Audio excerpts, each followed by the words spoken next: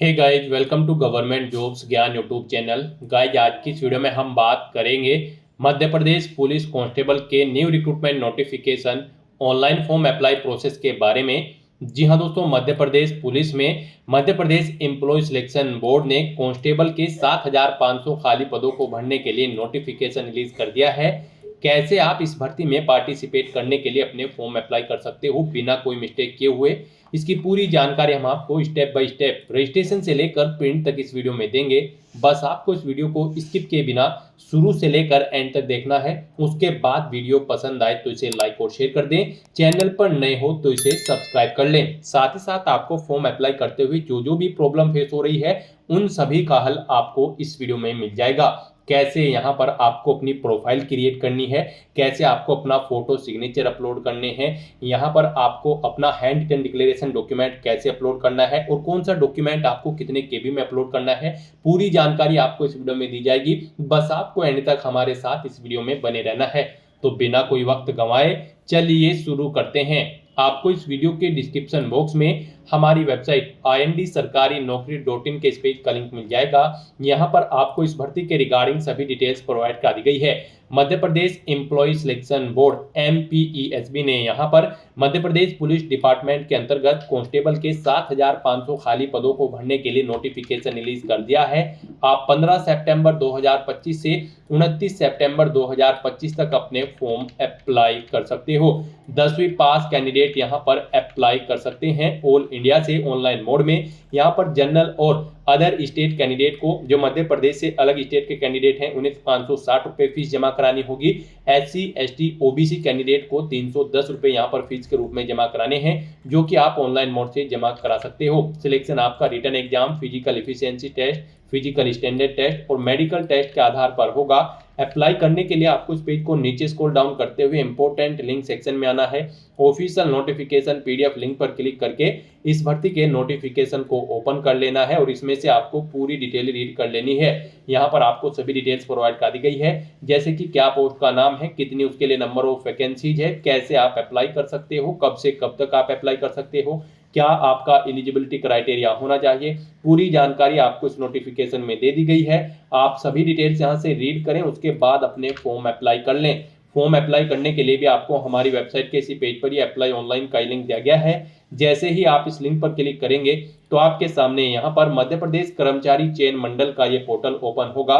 यहाँ पर आने के बाद आपको इस पेज को नीचे स्क्रॉल डाउन करना है और पुलिस मुख्यालय गृह पुलिस विभाग मध्य प्रदेश शासन के अंतर्गत आरक्षक संवर्ग कार्यपालिका की सीधी भर्ती हेतु चयन परीक्षा 2025 में यहाँ पर आपको अप्लाई के इस लिंक पर क्लिक कर देना है। यहाँ पर आपको अप्लाई के लिए ये इमेज दी गई है, आप इस पर क्लिक करें। आपके सामने यहाँ पर कुछ इस तरह से इंटरफेस ओपन होगा।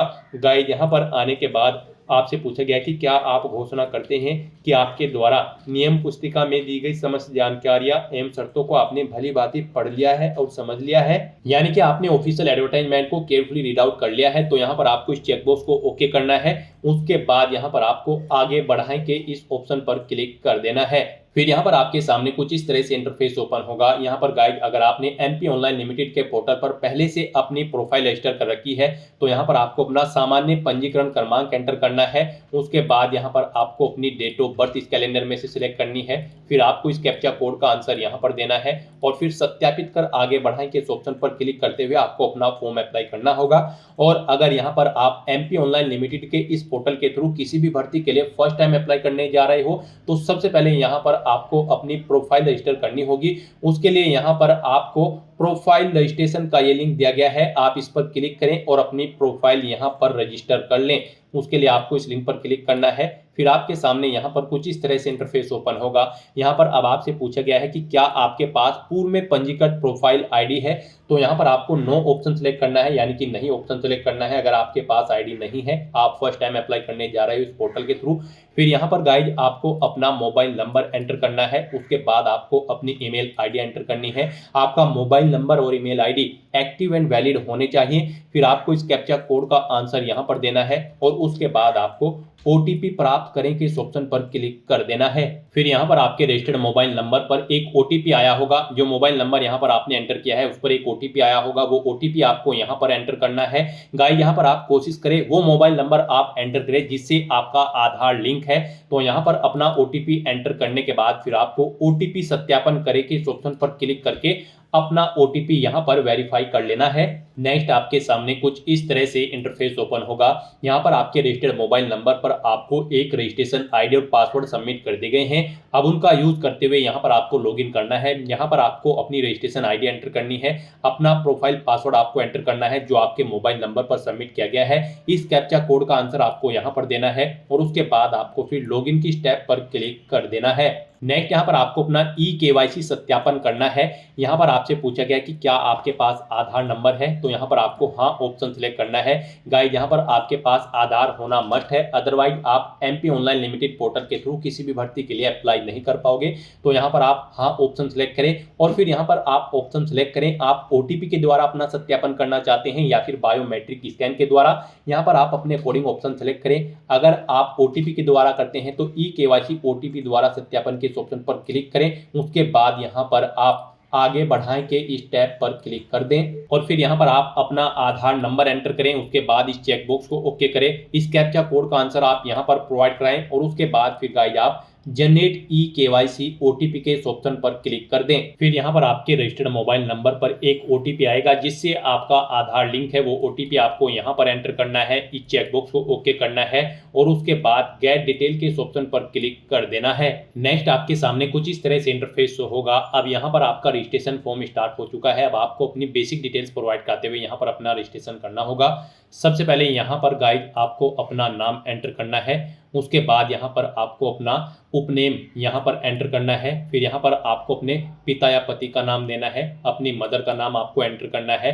फिर यहाँ पर आपको अपनी 10वीं क्लास के अकॉर्डिंग अपनी डेट ऑफ बर्थ यहाँ पर सेलेक्ट कर लेनी है। 10वीं क्लास में जो आपकी जन्म तिथि दर्ज है उसके अकॉर्डिंग आपको अपनी डेट ऑफ बर्थ यहाँ पर सेलेक्ट करनी है। फिर आपसे पूछा गया कि क्या आप मध्य प्रदेश के मूल निवासी हैं, अगर हैं तो आप हाँ करेंगे, नहीं तो नहीं करेंगे। उसके बाद यहाँ पर आपको अपना जेंडर सेलेक्ट करना है, आप मेल हो या फिर फीमेल।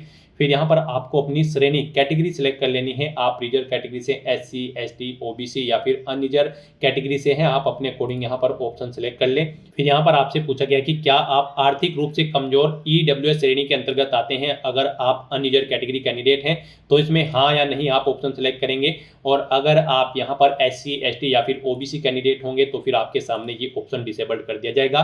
फिर यहाँ पर आपको अपनी हायर क्वालिफिकेशन सेलेक्ट कर लेनी है, यानी कि आपकी जो हाईएस्ट क्वालिफिकेशन है वो आपको यहाँ पर सिलेक्ट कर लेनी है। आपने यहाँ पर ग्रेजुएशन, पोस्ट ग्रेजुएशन या फिर 12वीं या फिर कोई इंजीनियरिंग डिग्री, डिप्लोमा, जो भी आपकी हायर क्वालिफिकेशन है वो यहाँ पर आपको सिलेक्ट कर लेनी है। फिर आपको अपने निवास का क्षेत्र यहाँ पर सिलेक्ट करना है।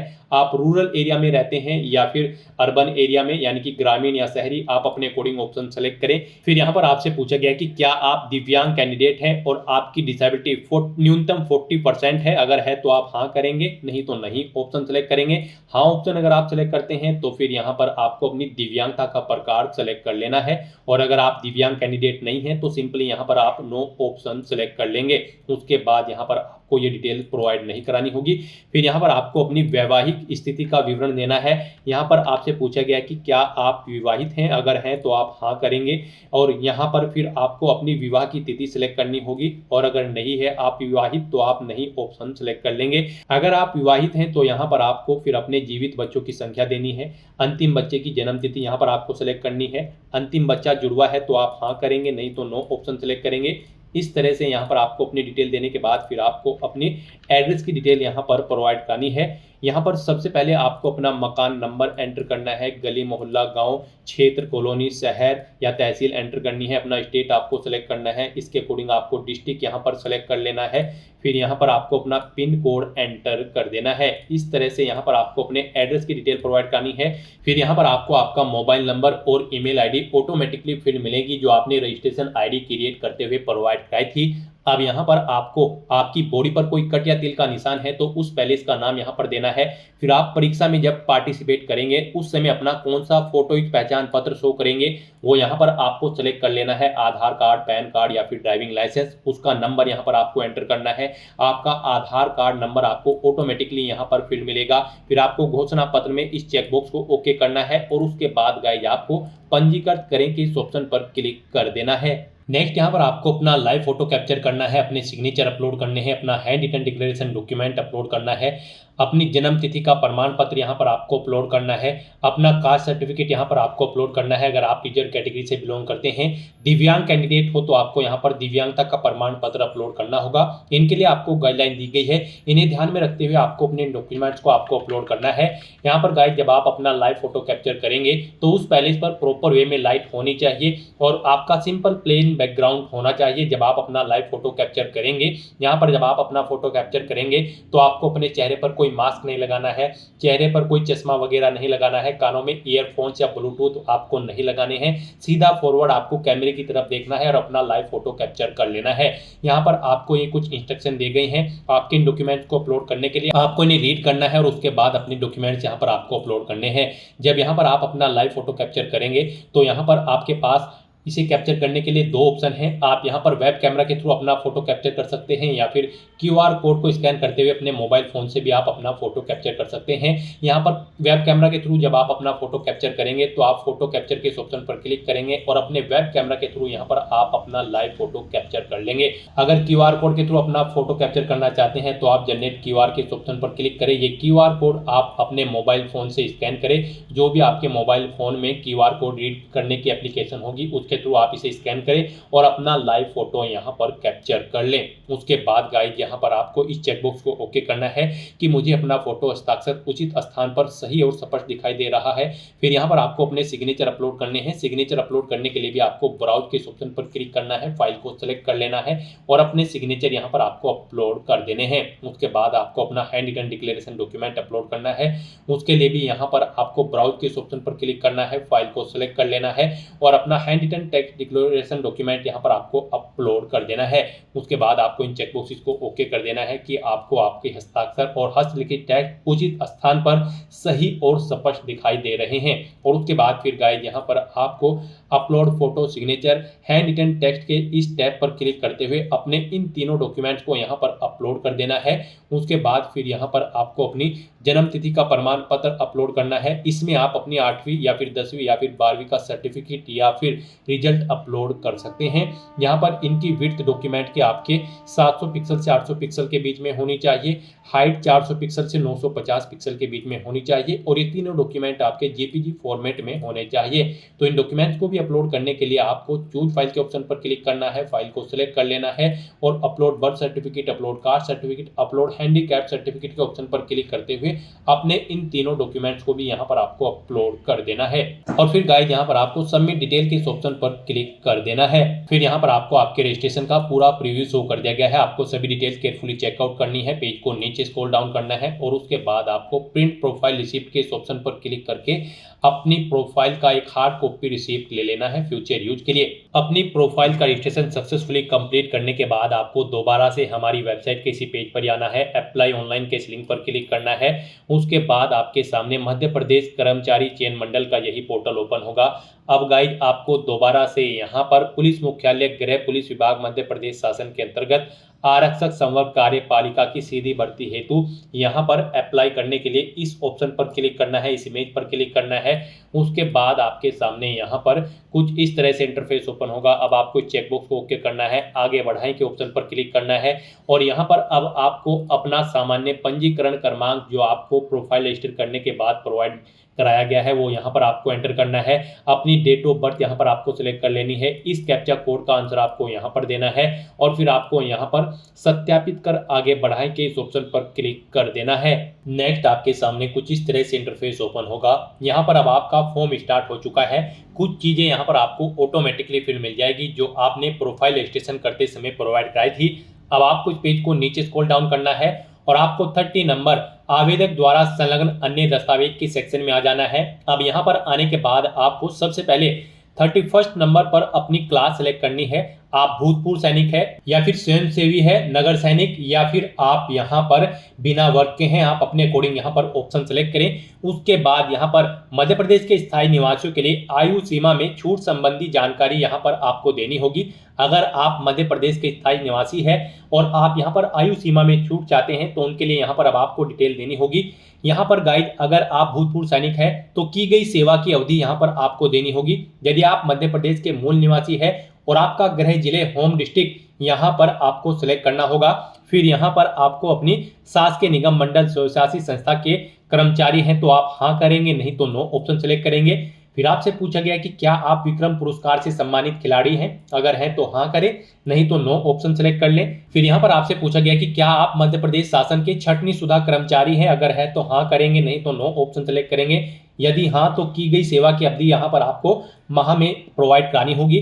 फिर आपसे पूछा गया कि क्या आप विधवा या फिर तलाकशुदा हैं, अगर है तो हाँ करेंगे, नहीं तो नहीं ऑप्शन सेलेक्ट करेंगे। फिर यहाँ पर आपसे पूछा गया कि क्या आप आदिम जाति, अनुसूचित जाति और अनुसूचित जनजाति एवं पिछड़ा वर्ग कल्याण विभाग की अंतर जातीय विवाह प्रोत्साहन योजना से पुरस्कृत है, अगर हैं तो आप हाँ करेंगे, नहीं तो आप नहीं ऑप्शन सेलेक्ट कर लेंगे। फिर यहाँ पर आपसे पूछा गया कि क्या आप शासकीय सेवा में नियुक्ति के लिए नीचे दी गई विभिन्न वर्गों में सम्मिलित है, अगर हैं तो आप वो वर्ग यहाँ पर सेलेक्ट कर लें। उसके बाद यहाँ पर आपको इस पेज को नीचे स्क्रॉल डाउन करना है। नेक्स्ट यहाँ पर आपसे पूछा गया है कि यदि आप कांस्टेबल जनरल ड्यूटी जीडी गैर तकनीकी का चयन करते हैं तो नीचे दिए गए विकल्पों में से आप किसे यहाँ पर प्राथमिकता देना चाहते हैं, जिसे आप पोस्ट प्रेफरेंस देना चाहते हैं उसे यहाँ पर आप फर्स्ट नंबर पर सिलेक्ट करेंगे।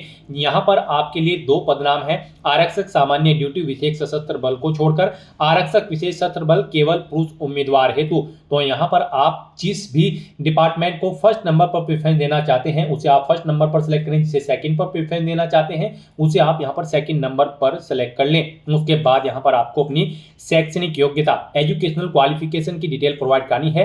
इस भर्ती में पार्टिसिपेट करने के लिए आपका केवल 10वीं क्लास पास आउट होना जरूरी है, किसी वेल रिकॉग्नाइज्ड बोर्ड या फिर स्कूल से, या फिर इसके इक्विवेलेंट क्वालिफिकेशन आपकी होनी चाहिए। तो यहाँ पर अब आपको अपनी क्वालिफिकेशन की डिटेल देनी है। यहाँ पर आपको 10वीं क्लास सेलेक्ट करना है। उसके बाद आपको अपनी 10वीं क्लास का रोल नंबर यहाँ पर देना है।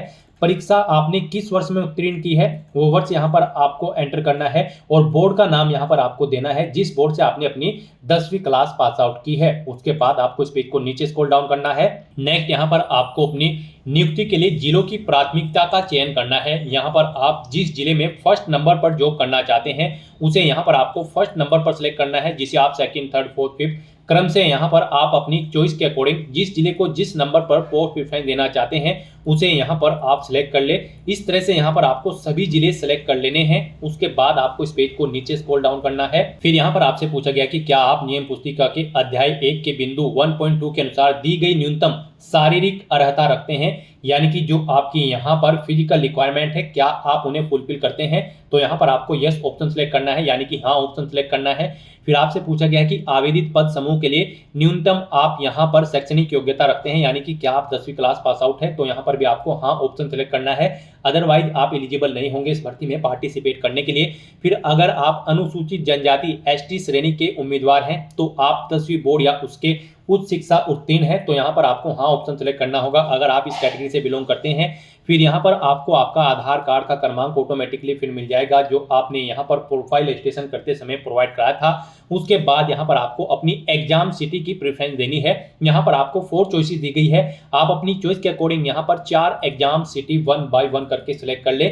जहाँ पर आप फर्स्ट नंबर पर एग्जाम में पार्टिसिपेट करना चाहते हैं उसे फर्स्ट नंबर पर सिलेक्ट करें, जिसे सेकंड, थर्ड, फोर्थ पर चाहते हैं उसे आप सेकंड, थर्ड, फोर्थ पर यहाँ पर सिलेक्ट कर लें। उसके बाद आपको ये घोषणा पत्र रीड करना है, ये चेकबॉक्स यहाँ पर आपको ओके करना है और फिर गाइस आपको यहाँ पर आगे बढ़ाएं के इस टैब पर क्लिक कर देना है। नेक्स्ट आपने जो डिटेल प्रोवाइड कराई है उसका पूरा प्रीव्यू यहाँ पर आपको शो कर दिया गया है। आपको सभी डिटेल्स केयरफुली चेकआउट करनी है, पेज को नीचे स्क्रॉल डाउन करना है और गाइस यहाँ पर अब आपको अपना डोमिसाइल सर्टिफिकेट अपलोड करना है और अपनी शैक्षणिक योग्यता के दस्तावेज यहाँ पर आपको अपलोड करने हैं, यानी कि एजुकेशनल सर्टिफिकेट्स आपको अपलोड करने हैं।